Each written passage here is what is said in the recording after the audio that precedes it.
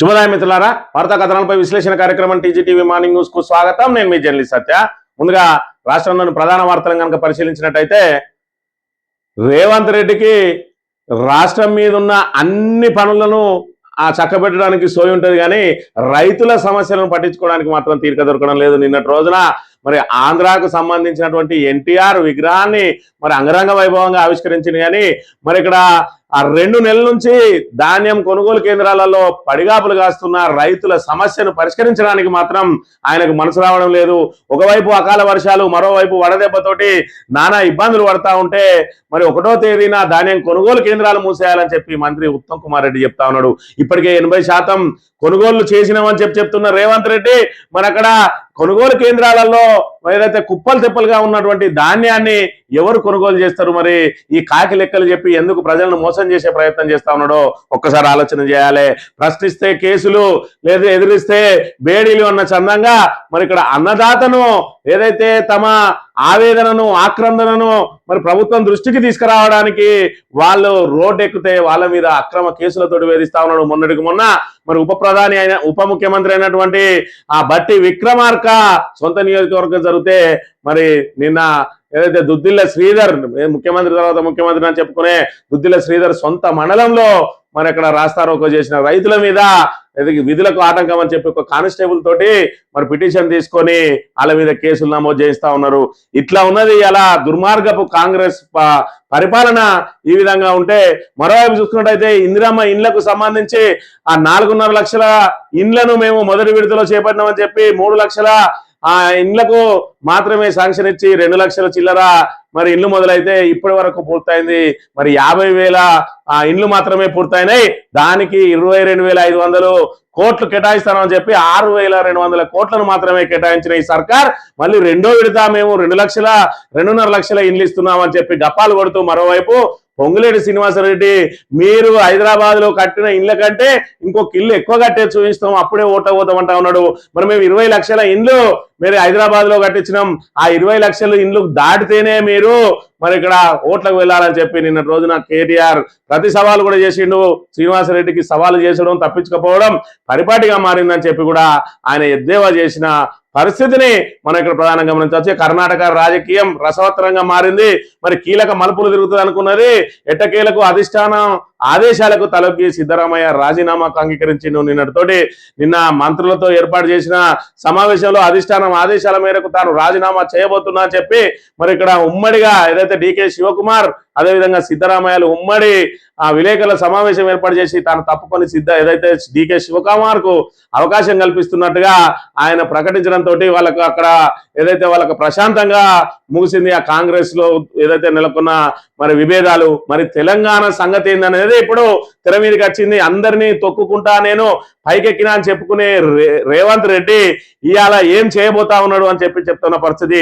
ఒకవైపు ఆంధ్రాలో మహానాడు జరుగుతున్న సమయంలో ఇవాళ ఏదైతే ఎన్టీఆర్ విగ్రహాన్ని ఇక్కడ ఓపెన్ చేసి మేము తెలంగాణలో పార్టీని విస్తరిస్తామన్న సమయంలో రేవంత్ రెడ్డి మరి ఎన్టీఆర్ విగ్రహాన్ని ఆవిష్కరించి ఇందిరాగాంధీ తర్వాత మరి ఇక్కడ ఏదైతే నాయకుడు ఎవరైనా ఉన్నారంటే మహానాయకుడు, జాతిపిత, జాతిక నేత అన్న చందంగా ఎన్టీఆర్ మాత్రమే మరి మహానాయకుడు అని చెప్పడం ఇక్కడ తెలుగుదేశాన్ని విస్తృతపరిచే చంద్రబాబు నాయుడు కుట్రలో భాగమేనా, లేదంటే తనను ఏదైతే కర్ణాటక తర్వాత తన సీటుకి ఎసరు రాబోతా ఉన్నది దానిలో మరి నేను ఎన్డీఏ ప్రభుత్వంతో చేరి ఇవాళ పార్టీని చీల్చేసి నా అధికారాన్ని నేను నిలబెట్టుకుంటా అని చెప్పి మన అక్కడ ఏదైతే ఆ కాంగ్రెస్ అధిష్టానాన్ని బెదిరించడం ఒకసారి ఆలోచన చేయాలి.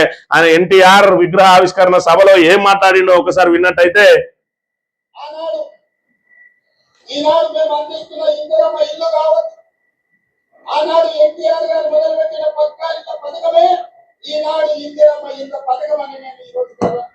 కాంగ్రెస్ పీకిందేమి లేదు, ఆ రోజే ఎన్టీఆర్ ప్రవేశపెట్టిన పథకాన్ని ఇవాళ మేము పేరు మార్చుకొని ఇందిరమ్మ ఇళ్ల పథకంగా పెట్టుకున్నాం అంటే కాంగ్రెస్ కంటే ఇందిరమ్మ కంటే తెలుగుదేశమే గొప్ప అని చెప్పి ఆయన చెప్పకనే చెప్తా ఉన్నాడు. ఒక కాంగ్రెస్ ముఖ్యమంత్రి ఇందిరమ్మ ఇండ్ల పథకం ఏదైతే ఉన్నదో దాన్ని గొప్పగా మరి ఇక్కడ దాన్ని ఈ నాయకులందరూ చెప్పుకుంటా ఉంటే ఈయన మాత్రం ఎన్టీఆర్ ప్రవేశపెట్టిన పథకాన్ని మేము కాపీ కొట్టినాం అని చెప్పి బాహాటంగా చెప్తా ఉన్నాడు. ఓకే ఆ రేవంత్ రెడ్డి ఓకే నువ్వు కాపీ కొట్టినావు, ఇవాళ ఎన్టీఆర్ లాంటి మహానాయకుడు ఏదైతే తెలుగు ప్రజల ఆత్మ గౌరవం కోసం తెలుగుదేశం పార్టీని స్థాపించిండు. ఎవరు అవునన్నా కాదన్నా మనం మద్రాసు నుంచి విడిపోయిన సమయంలో మరి తెలుగు వారిని ఏదైతే చిన్న చూపు చూసిన వాళ్ళందరికీ కూడా తెలుగు ఆత్మగౌరవ పోరాటంతో ఆయన మరి ఇక్కడ ఏదైతే పార్టీని పెట్టి తెలుగు ప్రజల ఆత్మ గౌరవాన్ని కాపాడిండో ఆ తర్వాత పుట్టిందే తెలంగాణ ఉద్యమం. ఏదైతే ఉమ్మడి ఆంధ్రప్రదేశ్ లో తెలంగాణ ప్రజలు మరి భాషా యాసలతోటి వాళ్ళ భాషా యాసలను వ్యతిరేకిస్తూ ఏదైతే వెక్కిరిస్తూ ఆంధ్ర మరి ఏదైతే పెత్తందారులు పెట్టుబడిదారులు తెలంగాణ వారిని ద్వితీయ శ్రేణి పౌరులుగా చూస్తే ఆత్మగౌరవం తెలంగాణ ప్రజల ఆత్మగౌరవ పోరాటమే మరి ఇక్కడ ప్రత్యేక తెలంగాణ ఏదైతే ఉద్యమం అనే విషయాన్ని మనం ఇక్కడ గమనించాలి. మరి ఇక్కడ తెలుగు ప్రజల ఆత్మగౌరవం కోసం పోరాడినటువంటి ఎన్టీఆర్ ఎంత గొప్పడో తెలంగాణ ప్రజల ఆత్మగౌరవం కోసం పోరాడిన కేసీఆర్ కూడా అంతే గొప్ప. ఇవాళ ఎన్టీఆర్ ప్రవేశపెట్టినటువంటి పక్కా ఇళ్ల పథకాన్ని మరి ఇక్కడ ఇందిరమ్మ ఇళ్ల పథకం పేరుతోటి మీరు ఏ విధంగా అయితే కాపీ కొట్టిందో ఇవాళ కేసీఆర్ ప్రవేశపెట్టినటువంటి రైతు బంధు పథకాన్ని నువ్వు కాపీ కొట్టి రైతు ఏదైతే భరోసా అని పెట్టలేదా, కానీ నువ్వు ఆ భరోసా మాత్రం ఇయ్యలేకపోయినావు. ఆ రైతు బంధు పథకం టెన్షన్గా 7 సంవత్సరాల పాటు కొనసాగించిండు కేసీఆర్. నువ్వు మాత్రం ఏడాది కూడా కొనసాగించలేక చేతులెత్తేసిన పరిస్థితిని మనం ఇక్కడ చూడాలి. అంతేకాకుండా ఇవాళ కేంద్ర ప్రభుత్వం కూడా మరి ఇక్కడ కేసీఆర్ అనుసరించింది. రైతు బంధుకు పిఎం కిసాన్ అని మరి ఇక్కడ 5,000 కేసీఆర్ వేస్తే 3,000 మేము కూడా ఇస్తాం అని చెప్పి కేంద్ర ప్రభుత్వం కాపీ కొట్టింది. మిషన్ భగీరథ ద్వారా ఇంటింటికి నల్లా నీళ్ళు ఇస్తే దాన్ని స్ఫూర్తిగా తీసుకొని హర్ ఘర్ జల్ పేరుతోటి మరి ఆ పథకాన్ని కేంద్రం తీసుకున్నది. ఇలా వైఎస్ రాజశేఖర్ రెడ్డి కూడా ఒక చరిత్ర సృష్టించిండు. ఆరోగ్యశ్రీ పథకానికి కేంద్రం కూడా మరి అక్కడ కూడా వీళ్ళు ఆ పథకాన్ని కాపీ కొట్టిండు. అదేవిధంగా ఫీజు రియంబర్స్మెంట్ అయితే అనేక మంది మరి ఇక్కడ దాన్ని స్ఫూర్తిగా తీసుకొని తమ రాష్ట్రాల్లో పెట్టిన పరిస్థితి. కానీ నువ్వు ఇప్పటి వరకు 2.5 సంవత్సరాల్లో ఏం పథకం పెట్టినావు? కేసీఆర్ పథకాలకు పేర్లు మార్చుడు. ఇవాళ బ్రేక్ఫాస్ట్ పథకం అంటాను, బ్రేక్ఫాస్ట్ ఆల్రెడీ కేసీఆర్ పెట్టిన పథకమే, దాన్ని కాపీ కొడతావు. ఇవాళ ఏదైతే అన్నపూర్ణ క్యాంటీన్ పెట్టి 5 రూపాయలకే భోజనం పెడితే హైదరాబాద్ లో నువ్వు దాన్ని ఆపేసి మూసేసి ఆ తర్వాత ఇందిరమ్మ క్యాంటీన్ అని పెట్టుకుంటావు. ఇవాళ కేసీఆర్ ఏ రోజు కూడా రాజశేఖర్ రెడ్డి కానీ లేదంటే చంద్రబాబు నాయుడు కానీ పెట్టిన పథకాలను పేర్లు మార్చడం కానీ ఆపేయడం కానీ చేయలేదు. తనకంటూ ఒక మార్కును కేటాయించుకున్నాడు. ఇలా తెలంగాణను నలుదిశలా అభివృద్ధి చేసి తెలంగాణకు అవసరమైనటువంటి నిధులు నీళ్లు నియామకాలలో ఆ నిధులన్నీ తెలంగాణలో ఖర్చు పెట్టి నీళ్ల కోసం బృహత్తరమైన ఏదైతే కాళేశ్వరం ప్రాజెక్టును కట్టి ఇవాళ తెలంగాణ అస్తిత్వాన్ని భారతదేశంలో నిలిపిన వ్యక్తి మరి ఇక్కడ ఏదైతే కేసీఆర్ అయితే నువ్వు చేసే పనులు ఆంధ్ర వాళ్లకు ఊడిగం చేసే పనులు అని చెప్పి చెప్పక తప్పదు. ఇక్కడ చూసుకున్నట్టయితే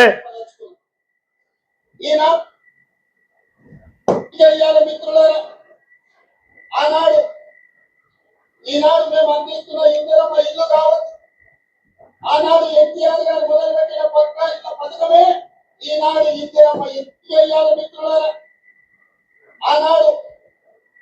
ఈనాడు మేము అందిస్తున్న ఇందిరమ్మ ఇల్లు కావచ్చు, ఇందిరమ్మ మాకు ఎంత ముఖ్యమో అంతే ముఖ్యం. ఇందిరమ్మ ఒక తరం అయితే ఎన్టీఆర్ ఒక శకం. వాళ్ళిద్దరి కలయికనే ఈనాటి ప్రజాపాలన. వాళ్ళిద్దరి కలయికనే ఈనాటి ప్రజాపాలన అంటే ఏంది? కాంగ్రెస్ టీడీపీల కలయికనే ఇలా ప్రజాపాలన అంటే టీడీపీ తరఫున నేనున్నా, మిగతా కాంగ్రెస్ వాళ్ళని కలుపుకొని పోయి ఈ రోజు మేము ఆ పరిపాలన ప్రజాపాలన అంటే టీడీపీ ప్లస్ కాంగ్రెస్ అని చెప్తా ఉన్నాడు.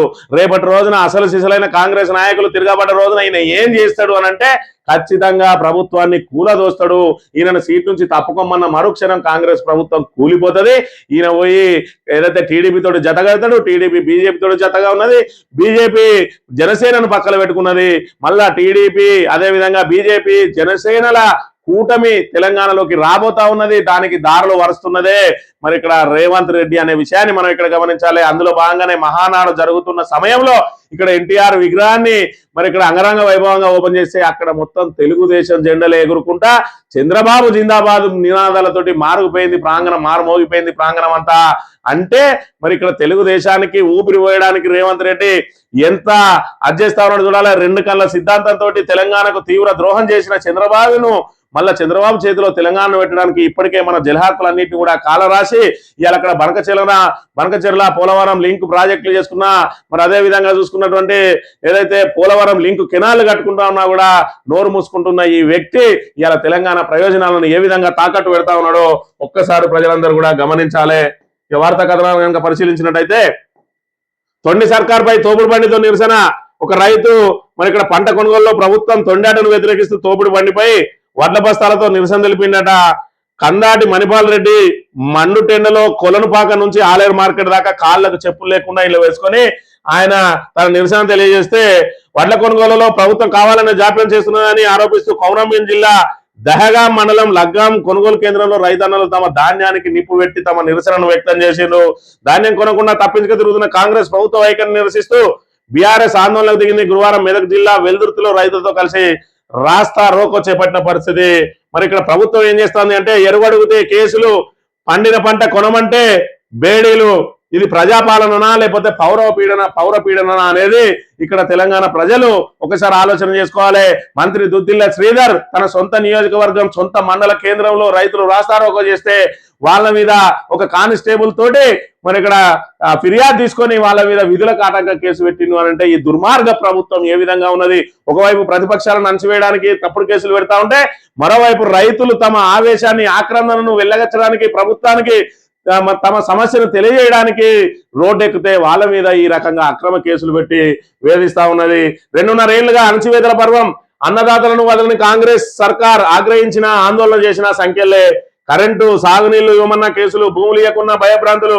లగచర్ల నుంచి ఫార్మా దాకా ఇదే తీరు. ఆదిలాబాద్ నుంచి అలంపూర్ దాకా ప్రాంతం ఏదైనా అన్నదాత పైనే ప్రతాపం చూపిస్తా ఉన్నది.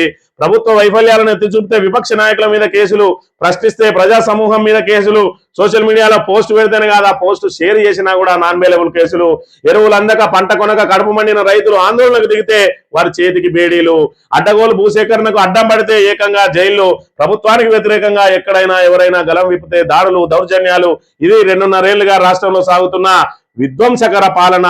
ఇది కాంగ్రెస్ ప్రజలకు చెప్పని 7వ గ్యారంటీ.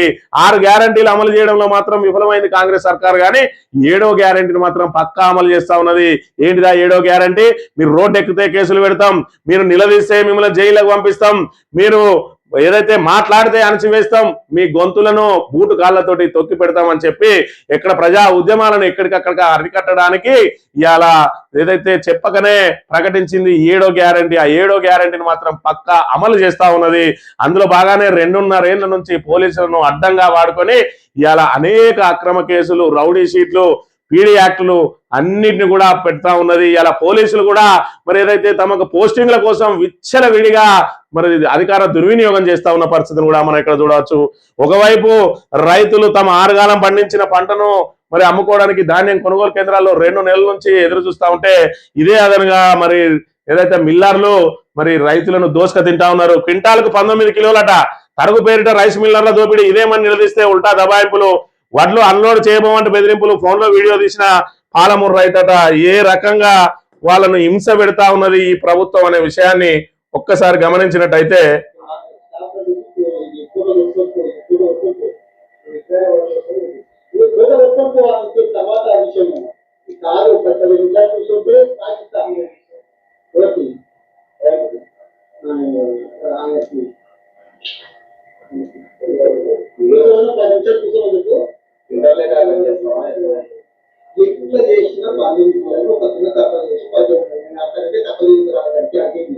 ఎంత చేసినా 19 కిలోలు, మహా అయితే ఇంకొక కిలో తక్కువ చేస్తా. 18 కిలోల కంటే మాత్రం నేను తక్కువ కడి చేసి ఉండదు. క్వింటాలకు 18 కిలోలు.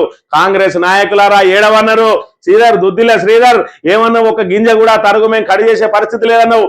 19 కిలోలు, ఏకంగా 19 కిలోలు కట్ చేస్తా ఉన్నారు అని అంటే మీది ప్రభుత్వమా లేకపోతే మరి ఏదైతే ప్రజలను పీడించుక తినే అటువంటి మరి రాక్షసులా? మీరు ఒక్కసారి ఆలోచన చేయాలి.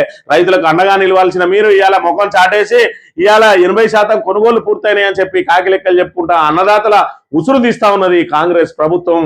ఇప్పటికైనా రైతులు గమనించాలని చెప్పి చెప్తా ఉన్నాం. ఇక ఇండ్ల వింతలు, కళ్ళకు గంతలట.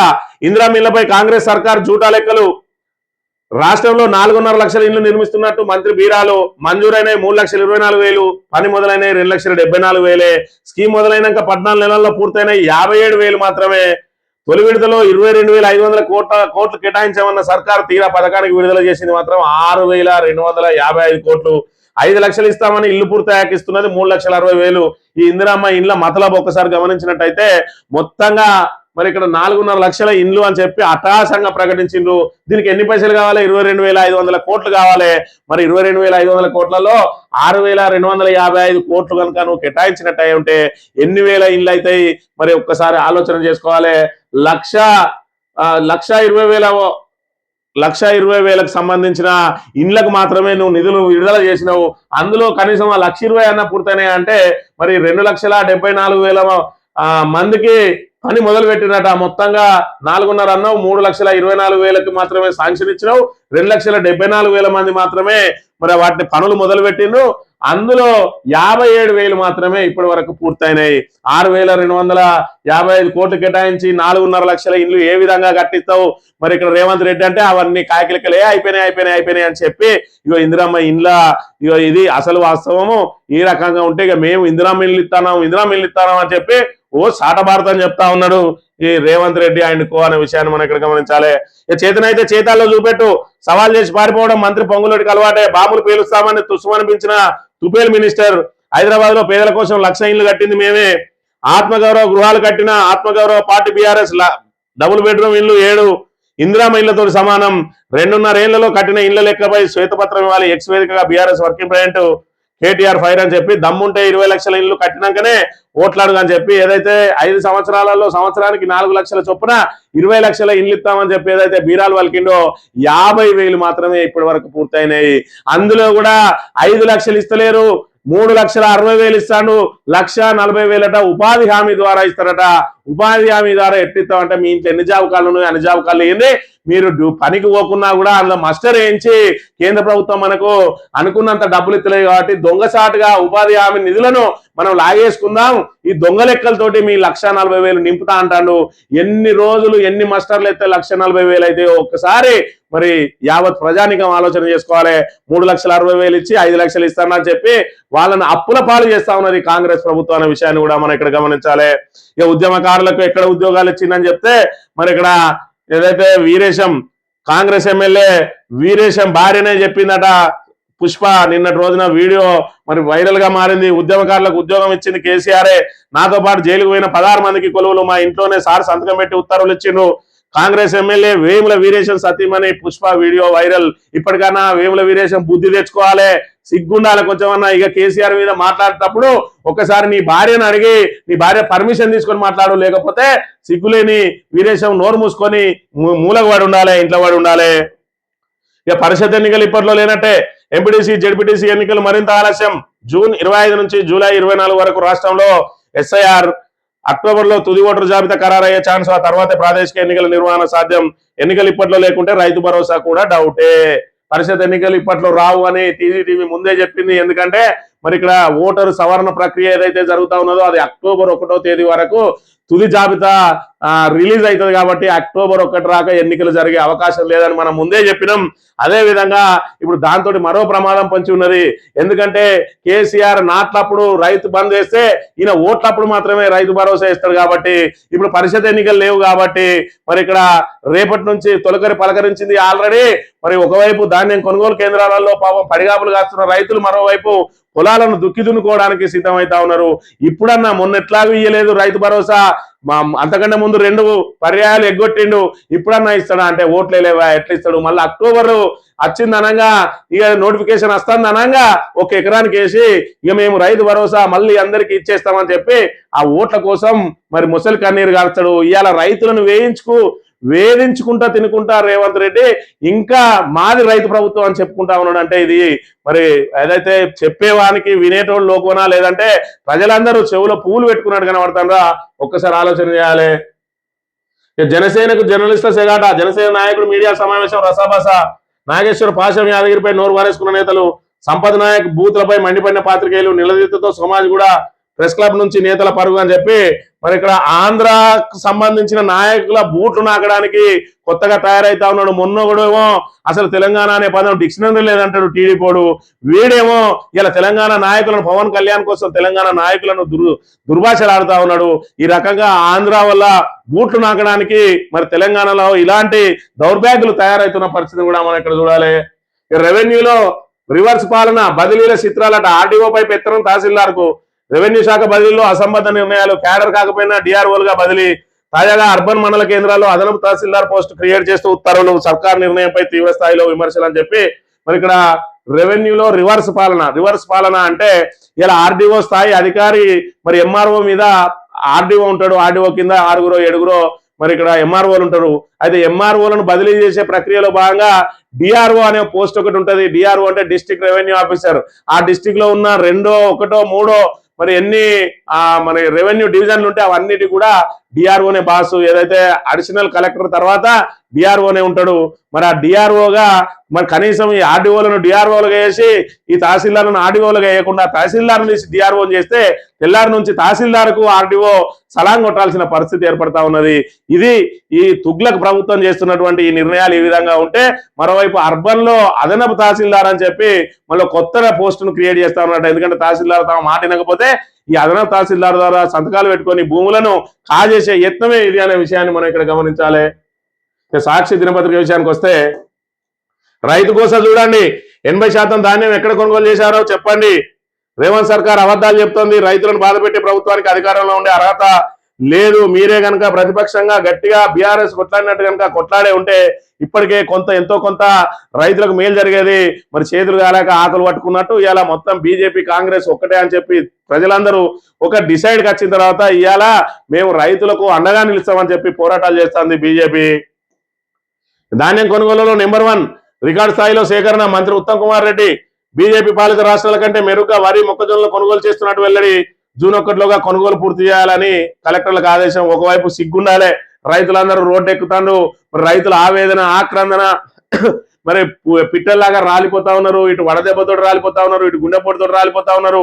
ఒకవైపు ఈ అకాల వర్షాలతో తడిసిన ధాన్యంతో దిగాలు పడుతున్న రైతన్నకు ఇవాళ అండగా నిలవాల్సిన ఈ మంత్రివర్గం అంతా మేము చాలా గొప్పగా కొంటున్నాం, నెంబర్ 1 మేమే అని మరి చెప్పుకుంటానికి సిగ్గు శరం లేదు ఈ దద్దమ్మ మంత్రులకు అనే విషయాన్ని కూడా మనం ఇక్కడ గమనించాలి. ధాన్యం కొనుగోలులో బాధ్యతను విస్మరించిన కేంద్రం. హరీష్ రావు గాలి కబుర్లాపి వాస్తవంలోకి రావాలి. బీజేపీ నాయకుల యాత్ర రైతులను మభ్యపెట్టేందుకే. డిప్యూటీ సీఎం బట్టి విక్రమార్క ధ్వజమాట. మరి ఇక్కడ గతంలో కాంగ్రెస్ ప్రతిపక్షంలో ఉన్న రోజున ఏం మాట్లాడిండు రేవంత్ రెడ్డి, ఇప్పుడేం మాట్లాడుతాడు కాంగ్రెస్ నాయకులు రేవంత్ రెడ్డి ఒకసారి చూసుకున్నట్టయితే కొనుగోలు చేయకపోతే నువ్వు గద్దె దిగాల్సిందే. నువ్వు ఒట్లు కొననప్పుడు నీకు గద్దె మీద ఉండే అధికారం లేదు కేసీఆర్. మరి కేసీఆర్ అన్నావు ఆ రోజున, నీకు ఇవాళ గద్దె మీద ఉండే అవకాశం ఉన్నదా? ఇవాళ నీకు ఆ అర్హత ఉన్నదా? ఒక్కసారి ఆలోచన చేయాలి. ఇవాళ నువ్వు ధాన్యం కొనుగోలు చేస్తలేవు, ఇంకా ఆ రోజు ఏం బీరాలు పలికిండు. నేను ఈ వేదిక మీద నుంచి మా పెద్దల అనుమతితో చెప్తున్నా, 10,000 కోట్ల రూపాయలు మాకి మా కాంగ్రెస్ పార్టీ చివరి కింద వరకు వరి ధాన్యం కొంటుంది. విదేశాలకు ఎగుమతి చేసి రైతులకు గిట్టుబాటు ధర, మంచి ధర 1960 రూపాయలే కాదు 500 రూపాయల అదనపు బోనస్. ఛత్తీస్గఢ్ లో ఎట్లయితే మా భూపేష్ బఘేల్ ముఖ్యమంత్రి ఇస్తుండో 500 రూపాయలు అదనంగా బోనస్ ఇస్తాం. నరం లేని నాలుగేనే మన చేతుల అధికారం లేనప్పుడు నోటికి వచ్చినట్టు మాట్లాడచ్చు. ఇవాళ 10,000 కోట్లు ఆ రోజు బీఆర్ఎస్ ప్రభుత్వాన్ని అడిగినవే. ఇవాళ 3,24,000 కోట్ల బడ్జెట్ నీ చేతులు ఉన్నది. దాన్నే 10,000 కోట్లు మీ పిసిసి అధ్యక్షునికో లేకపోతే ఇంకో మంత్రికో ఇచ్చి మరి అవన్నీ కొనుగోలు పూర్తి చేసి చివరికి రాక కొనుగోలు పూర్తి చేసి 500 బోనస్ ఇచ్చి దాన్ని విదేశాలకు పంపి మరి సకాలంలో ఎందుకు పూర్తి చేస్తలేవు దద్దమ్మ అంటే ఏం చెప్తావు రేవంత్ రెడ్డి? నీ నోటికి వచ్చింది మాట్లాడతావు, నీకు అసలు కనీస అవగాహన కూడా ఉండదు. ఏదైతే మరి 100 అబద్ధాలైనా ఆడైనా ఒక పెళ్లి అన్నట్టు మరి 1,00,000 అబద్ధాలు ఆడి ఇలా కాంగ్రెస్ అధికారంలోకి వచ్చింది. 6 గ్యారంటీల పేరుతోటి ప్రజలను బురిడి కొట్టించి ఇలా నా 420 హామీలు రాసిండు దుద్దిల శ్రీధర్.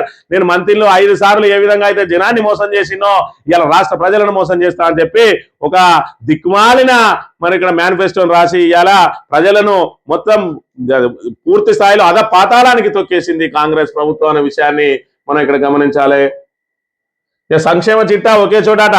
సమగ్ర సంక్షేమ కార్డు రూపకల్పనకు సీఎం రేవంత్ ఆదేశం. రాష్ట్రంలోని ప్రతి పౌరుడి పూర్తి వివరాలు అందుబాటులోకి. శాఖల వారీగా పథకాలు లబ్ధిని స్పష్టంగా వివరించేలా డిజైన్ అట. మొత్తంగా మన సంక్షేమ పథకానికి కూడా ఒక కార్డు ఇస్తాడట, మహాలక్ష్మి పథకానికి ఒక కార్డు ఇస్తాడట. ఏది చూడు పిఆర్ స్టంట్లే, ఏమో చేస్తాను అని చెప్పి ప్రజలను మభ్యపెట్టే ప్రయత్నమే తప్ప వీళ్ళు చేసేది లేదు, పీకేది లేదు అనే విషయాన్ని మనం ఇక్కడ గమనించాలి. సిద్ధరామయ్య రాజీనామా. కర్ణాటక ముఖ్యమంత్రి పదవి నుంచి తప్పుకున్న కాంగ్రెస్ సీనియర్ నేత నూతన సీఎంగా డీకే శివకుమార్ కు అవకాశం. మరి 2.5 సంవత్సరాలు అని అప్పుడే పదవి పంపకం కోసం మరి మేము ఒప్పందం అయినామని చెప్పి డీకే శివకుమార్ మొదటి నుంచి కూడా పావులు కలుపుకుంటా ఉన్నాడు. మరి ఇక్కడ ఎట్టకేలకు అధిష్టానం ఆదేశాల మేరకు 3 సంవత్సరాల తర్వాత ఆయన ఇప్పుడు పదవి నుంచి తప్పుకున్నాడు. ఈ 2 సంవత్సరాల పాటు డీకే శివకుమార్ ఉండబోతా ఉన్నాడు. మరి ఇక్కడ తెలంగాణలో మాత్రం వచ్చే 5 ఏళ్ళు కూడా నేనే ముఖ్యమంత్రిని అని చెప్పి రేవంత్ రెడ్డి చెప్పుకుంటా ఉన్నాడు.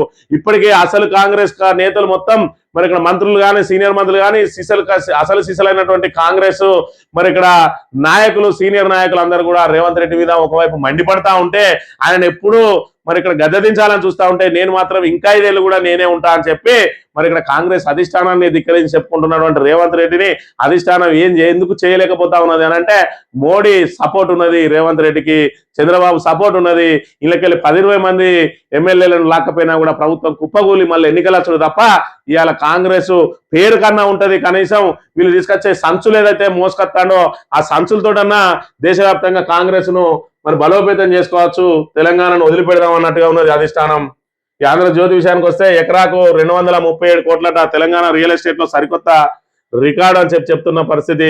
ఈ హైడ్రోజన్ తో చుక్కు పట్టాలెక్కరున్న తొలి స్వదేశీ హైడ్రోజన్ ఫ్యూయల్ సెల్ రైలు 10 బోగీలు 1200 కిలోవాట్ల సామర్థ్యం 75 కిలోమీటర్ల గరిష్ట వేగం జిందు సోనీ పట్ రూట్ లో నడిపేందుకు పచ్చ జెండట హైడ్రోజన్ తోటి మరి ఇక్కడ నడపబోతా ఉన్నారు అని చెప్తున్న పరిస్థితి. ఇక రాష్ట్రంలో ప్రతిపౌరుడికి సమగ్ర సంక్షేమ కార్డట. ఎన్టీఆర్ ఓ స్ఫూర్తి, అంబేద్కర్, ఇందిరా, ఎన్టీఆర్ జాతి రత్నాలు. మరి అక్కడ రాజీవ్ గాంధీ జాతిరత్నం కాదు ఆయనే ఒప్పుకుంటా ఉన్నాడు, రాహుల్ గాంధీ జాతిరత్నం కాదు ఆయనే ఒప్పుకుంటా ఉన్నాడు. ఇందిరమ్మ అంటే చచ్చిపోయింది కాబట్టి ఏదో కాంగ్రెస్ ఉన్నా కాబట్టి ఓ మాట అనాలే. మొత్తంగా ఎన్టీఆర్ అడ్డం పెట్టుకొని, చంద్రబాబుని అడ్డం పెట్టుకొని, మోడీని అడ్డం పెట్టుకొని కాంగ్రెస్ ని ఏ విధంగా ఆటాడిస్తా ఉన్నాడో రేవంత్ రెడ్డికి స్పష్టంగా తెలుస్తా ఉన్నది తెలంగాణ ప్రజలందరికీ కూడా. కర్ణాటక గద్దెపై డీకే శివకుమార్ మరి ఎట్టకేలకు 3 సంవత్సరాల తర్వాతనైనా స్వచ్ఛందంగా దిగిండు. ఆయనను దించడానికి మరి ఇవన్నీ ఏదైతే అందరినీ మరి లంకె కట్టుకోవడానికి అందరినీ మద్దతు కూడా కొట్టుకోవడానికి అవకాశం అవసరం లేకుండా ఏదైతే దిగిపోయిండో ఆయన ఆనందానికి అవధులు లేకుండా పోయినాయి, భావోద్వేగానికి లోలైందట. మరి కాళ్ళు పట్టుకొని నువ్వు నాకు సహకరించాలి, నన్ను ఎట్టకేలకు ముఖ్యమంత్రిని చేస్తున్నందుకు చాలా సంతోషంగా ఉన్నదని చెప్పి ఆయన ఆశీర్వాదం తీసుకున్న పరిస్థితి. ఈనాడు దినపత్రిక విషయానికి వస్తే కుర్చీ దిగిన సిద్ధరామయ్య, కులమత ప్రాంతాలకు అతీతమైన నాయకుడు ఎన్టీఆర్, ఒకే కాళ్ళు సంక్షేమం అట. రైతన్నలు అధైర్యపడద్దు, ప్రతి గింజను కొంటాం. రాష్ట్ర వ్యాప్తంగా వారం రోజుల పాటు స్పెషల్ డ్రైవ్ చేపడతాం. ఇవాళ 29వ తేదీ, ఇవాళ జూన్ 1 నాటికి పూర్తి చేయాలని ఇదే ఉత్తమ్ కుమార్ రెడ్డి చెప్తాడు. వారం రోజుల పాటు స్పెషల్ డ్రైవ్ చేస్తామని చెప్పి ఇలా చెప్తారు. అసలు వీళ్ళ మాటలకు ఏదైనా విశ్వసనీయత ఉన్నదా ఒకసారి ఆలోచన చేయాలి. జూన్ 1కి మే 29కి ఎన్ని రోజులు ఉన్నది? 29, 30, 31, 4 రోజులు మాత్రమే మిగిలి ఉన్నది. వారం రోజులు స్పెషల్ డ్రైవ్ ఎట్లా చేస్తావు? 1 తారీఖు మరి కొనుగోలు కేంద్రాలు మూసేయాలని ఒకవైపు ఉత్తమ్ కుమార్ రెడ్డి చెప్తా ఉన్నాడు. ఇవాళ మొత్తం వాళ్ళకి సంబంధించిన వాళ్ళందరినీ ఎంబడి పెట్టుకొని, పోలీసు వాళ్ళని ఎంబడి పెట్టుకొని ఓ ధాన్యం కొనుగోలు కేంద్రం కాడికి పోయి చూసి మేము రైతులకు అండగా నిలిచినామని చెప్పి ఏదైతే బీఆర్ఎస్ మరి ఇక్కడ కల్లాల బాట పట్టి ఇవాళ ప్రభుత్వం మీద ఒత్తిడి తీసుకొచ్చి రైతుల సమస్యలన్నింటినీ కూడా ప్రజల దృష్టికి, అధికారుల దృష్టికి దాన్ని ఎక్స్పోజ్ చేస్తా ఉంటే దాన్ని కప్పిపెట్టే ప్రయత్నంలో భాగంగా ఈ విధంగా పెట్టి వాళ్ళు చెప్పే మాటలకు చేసే పనులకు పొంతలు లేకుండా చెప్తా ఉన్న పరిస్థితి. ఇవాళ రైతులను కూడా కేసుల పాలు చేస్తున్నటువంటి ఈ దుర్మార్గ ప్రభుత్వం మీద ఏం చేయాలనేది మరి ప్రజలే ఆలోచన చేసుకోవాలని కోరుతూ ఇది ఈ రోజు మార్నింగ్ న్యూస్ తెలియబడతాం. Thank you very much.